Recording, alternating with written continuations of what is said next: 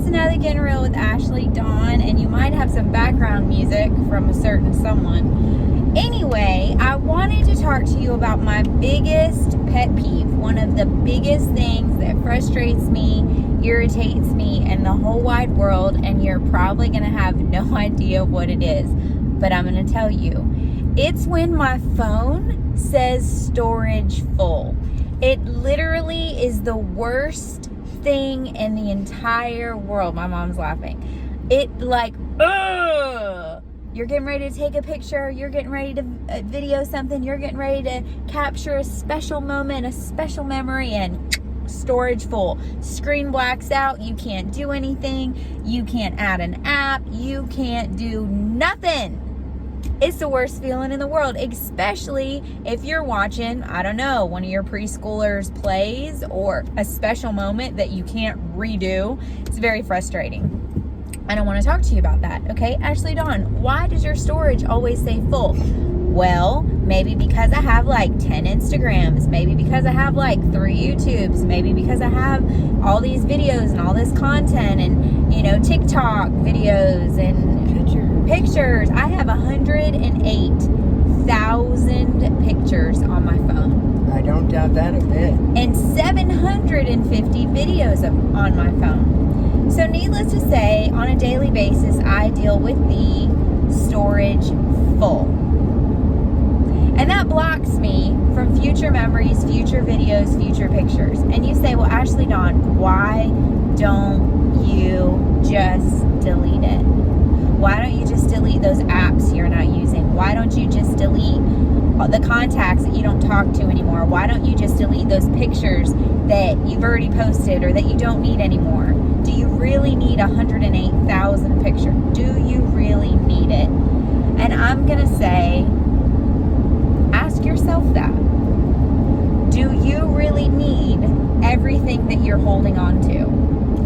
Do you really need all those people in your life that you're clinging on to, that you just won't let go of? That relationship that you just won't let go of, that you hold on to the hope that one day they'll get their stuff together and you guys can be together. Like, what are you holding on to? Because it sounds really silly when you think about me holding on to 108,000 pictures on my cell phone, but it doesn't seem so silly when we think about holding on to those clothes that don't fit us anymore, that we're like hoping one day we'll fit back into.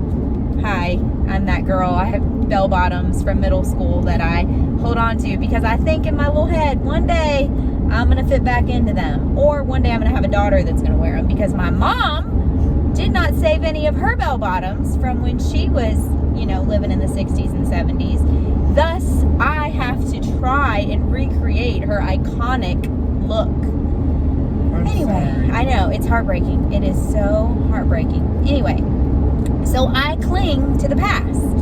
I posted a video about don't look back, right? Right. Well, don't hold back. Don't hold things that are holding you back from your future. Actually, don't. What are you talking about? Well, 108,000 pictures, 108,000 memories that have already happened are keeping me from future memories and future things that are going to happen. I got to let go of them. Those moments are already gone. Those videos are already gone. And granted, I mean, some videos, like the videos of my dad singing happy birthday to me, like, obviously I'm not going to get rid of that. That's super special.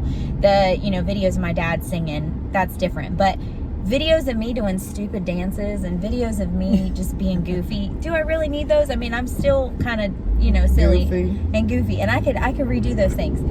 And I started thinking, and I started questioning, and I really get lost in my thoughts sometimes, and I self-analyze, and I really go deep down the psychology trail of, why do I think this? What is making me think this? What trauma from my childhood has created, you know, this thing in my head that makes me think this way? Well, my friends, I came up with the reasoning that I am so fearful of letting go of the past because I'm not trusting that God will do it again. Yeah, that's good. I was praying and I was thinking and I was deep in my thoughts, and I was just like, why can't I let this cute picture go? I'm in a cute outfit. I have lots of cute outfits. I'll have another cute outfit. Why do I have to keep this picture? Why do I have to keep this? Well, I can't go. Why do I have to keep this thing? Why do I have to keep this picture? Why do I have to, hold on to this video? God can do it again. I can be around those people again. I can do that silly thing again. I can insert thing you think that God's not going to do again. And then I realized it's a faith problem. I am clinging so tightly to the things that God has done yesterday, to the promises that God has fulfilled yesterday, that I can't even really hold space for the promises that God's fulfilling today, and the promises that God's fulfilling tomorrow, and the next day, and the next day. Why have I held on to friendships? Because, but it was so good at one time. Or relationships, but it was so good. Remember that one time? It's so funny how in our minds, we only remember the good stuff. Like friendships. I only remember the good stuff. I really have to dig deep and be like, they weren't nice to me. They were mean. They were hypercritical. They were jerks. Why am I clinging on to a friendship with them? Why am I going out of my way to text them 15 times and message them and reach out to them on social media when they're literally ignoring me? I need to just let them go and trust that God will bring friends into my life that actually care about me, that actually reach out to me, that actually want to make plans with me instead of me always making plans for them or with them. Have you ever been like that? Have you ever been the one that always plans and always does everything? Mm-hmm. And then you wonder, why do I have to try so hard? Why do I have to, force this? Why do I have to, make this work? Well, it's because the other person doesn't care. I know it's hard to hear, but it's because the other person doesn't care. If they cared, their actions would prove it. I know, it's crazy. So let's stop clinging on to those people that aren't clinging on to us. Let's stop clinging on to those memories. I asked my mom, and one of the most sentimental people in the world, if somebody writes me a letter on a napkin, I literally will save it. I actually have boxes upon boxes of letters and cards that friends have given me throughout the years, and they really mean something to me. I was hanging out with my friend the other day, and she's like, if you get me a card, I'll read it and I'll appreciate it, but then I'm gonna throw it away. And it literally made me want to cry inside, because I'm like, what do you mean you're gonna throw it away? You can't do that. But she can, because she doesn't like clutter. And it's just so funny to me that I cling to everything. She's trusting God. She's trusting that God will bring her another card, that God will bring her another sweet moment, that God will bring her another insert thing here. Why do I have so much struggle believing that God's going to do it for me? I believe that God's going to do it for everybody else. I preach to everybody else saying, God's going to do it for you. And I genuinely don't say anything that I don't mean. I truly believe God's going to do it for you. But why do I believe that God's going to do it for you and He's not going to do it for me? Well, that's because my whole life I have really struggled with putting others before myself. Yes, the Bible says to, treat others the way you want to be treated. And yes, it says to esteem others more highly than you esteem yourself. That's pretty much talking about ego and not being obsessed with yourself. But I take everything to the extreme. And in my head, I'm like, well, they're better than me. I have to treat them better than me. I have to treat them better than I want to be treated. I have to do this. I have to do this. I have to do this. And a lot of times I really hurt myself in the process. And I'm learning that a lot of the reason I can't let go of the past is because I don't think that I truly deserve the future. Maybe you're, listening to this and you're like, Ashleydawn, I struggle with that too. I could believe it for everybody else, but I struggle believing it for myself.